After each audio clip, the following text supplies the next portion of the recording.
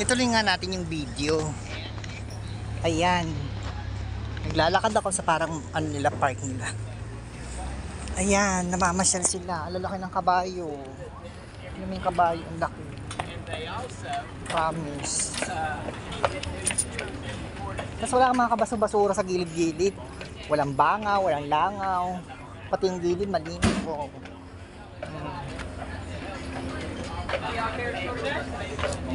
Oh, yung flag ng Amerika. Alain mo ba naman makakapaglayas ang bakla rito? Laki nung kabayo, oh. Promise. Siyempre, halo-halo lang naman yung mga tao rito. Yung iba dyan, mayaman. Yung iba nagpapanggap na mayaman. Yung iba dyan, mga mahahanas lang yan. Mandurukot. Oh. Ayoko naman kasi pumunta doon makainan. Anong gagawin ko sa kainan? Nagluluto na rin naman ako araw-araw, di ba?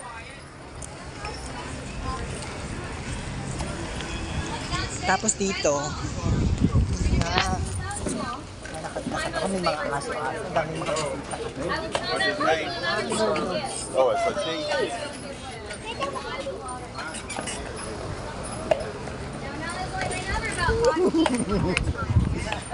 Lakad-lakad ang bakla.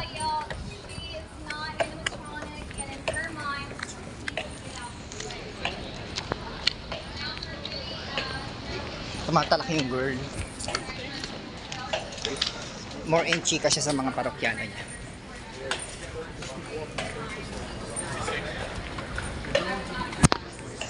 Shorts Street Inn 117.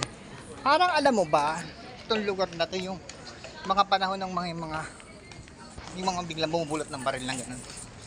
Nakapang ano cowboy nung araw. Sa mga building, mga sinauna. Sinaunang pero maganda siya. Ayan, Black Fedora. Black Fedora Comedy Mystery Theaters. Tapos may papasyalan ako, ayun, ang ganda. Simbahan. O, di ba? Ang linis. Diba? Pwede mong harbatin yung mga basurahan. Speaking of harbat, bago kami dumaan ng Amerika kanina, dito sa US, ang daming tinapon na pagkain. Diyos ko, first time ko nagtapon ng 2 kilong asukal, laputin, ang brown. Oh, hindi ko maluloka. Huwag daw pang hinayang itapon daw, itapon. Ito yung flag ng Amerika, oh. Nalagay ng mga dumpster, mga lagay ng basura lalaki. Ganyan. Panatag kang maglakad. Pero syempre, ibang bayan pa rin to, ibang lugar to. Ingatan mo sarili mo. Ayan, oh. City House Charleston. 150th Street Church. Ganda. Tapos may malaki siyang simbahan doon. So, ang gagawin ko, iikot ako. Tamang ikot lang.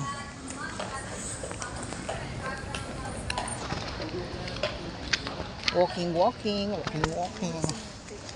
Ganun lang ang drama. Tapos mamayang gabi, digmaan naman.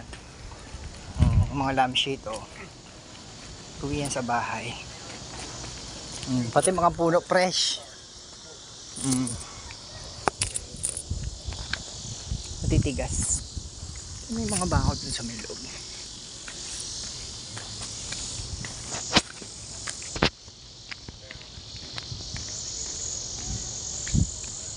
Oh, ganda. St. Philip Church. Dito yan sa Charleston, South Carolina, USA. Oh. Ganda niya, diba?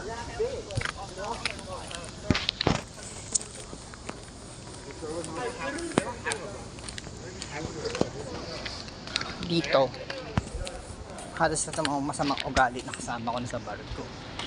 Hindi sila pinagpapapansin. Ay, ito oh, may mga libingan. O, tingnan nyo. Ito yung nakikita ko lang sa TV.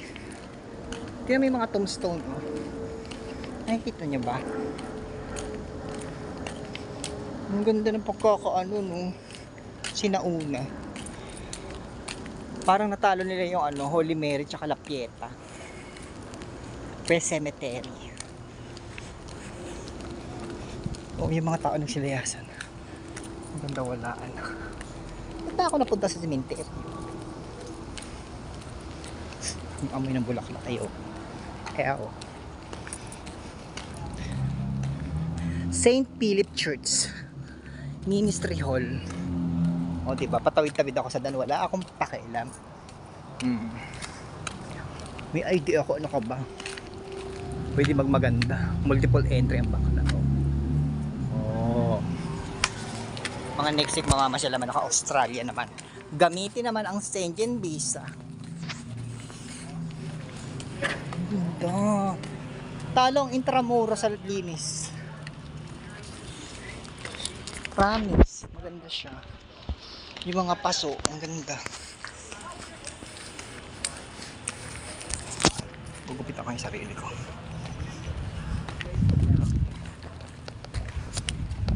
Diba? Gwapo ng mga bagetsi. Babata, mga chikinini. Ang ganda ng pintuan Pwedeng gawin yung pintuan sa palibutan. Kalbakan. 23 Queen Island, may mga ali-ali. May bandila.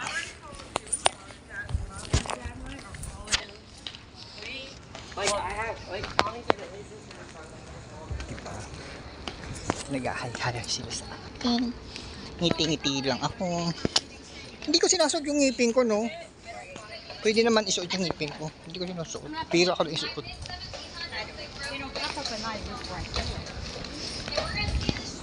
Yung kabayo, ang laki. Kita mo. Yeah, the original city was a lot smaller than it is today. Super laki. Only about 3 blocks wide, 4 blocks completely surrounded by May mga painting.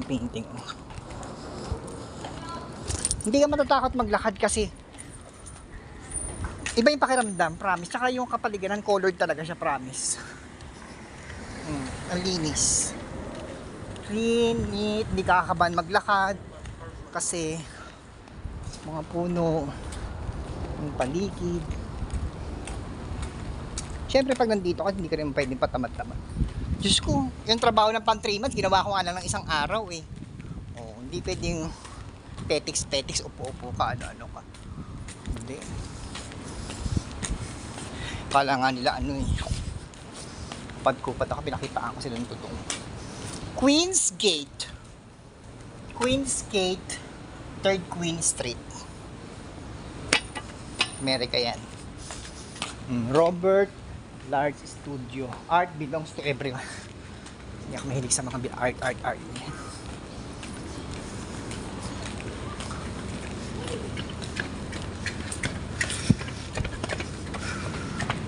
Yung mga dingding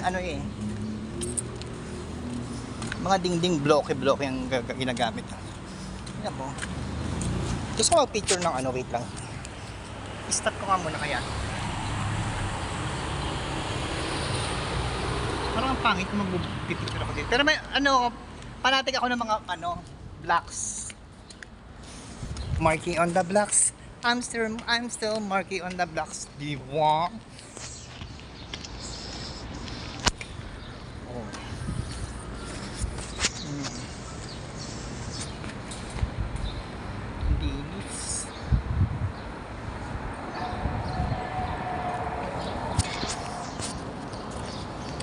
Parang feel kong pumunta doon sa mga malalayo. Ayan nakasabi doon sa may stop daw yung nakaganon yung kamay, stop. So stop muna kayo, nakabilad ako dito, mag-i-stop ako kasi baka mahuli ako. Bakla. I-upload ko na lang sa YouTube tong video na to. 9 minutes and 29. So yun. Gusto ko pa maglakad doon, may malaking nakita pa akong parang malungkot yung pagkasyudad nila dito. Hindi ka kaya pagpunta ka sa mall, malaki, masaya na kaagad.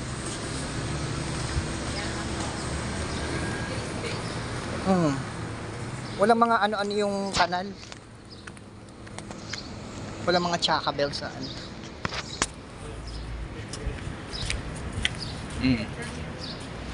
Ganyan, ang mga drama. Charleston Artist Guild Gallery. Mga drama. Mga painting. Ano ka may painting? Pakita mo kung mga diamond, showroom ng mga diamond, lahat, kagaya sa Thailand. Pero sa Thailand, malalambot lang mga gold doon, mga badge. Tignan yung mga Amerikano na madadaanan ko. Mga rampadora sila. Ay, pak! Kabugka East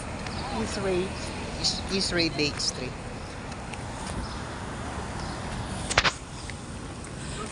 Wealth Management. First Citizen Wealth Management.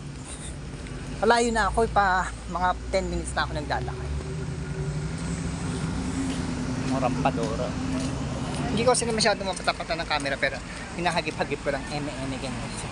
Ayan, Low Country Artist Art Gallery. May lumabas na mamasang. Ayun. Ang ganda ng daan, oh. Yung mga bato, inano-ano nila.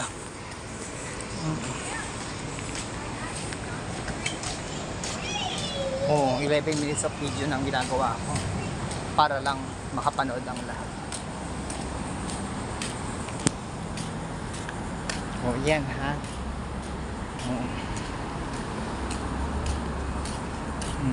Oh, bababa ako na mama, next time na lang. Bye-bye. Leda Family Ticundo and Trabalyo. Kuya Jeff, mga pamangking ko, anak ni Shara, ate JC Lableda, baby Lib. Siyempre si ate Shara, mga anak ni Andre. At saka siyempre yung mama nila si Donya. Carmen Trabalyo Leda. Mahaba-habang video na yung ginawa ko ha. Tigilan na ninyo. Oh yeah, magpipicture na lang muna ako, game.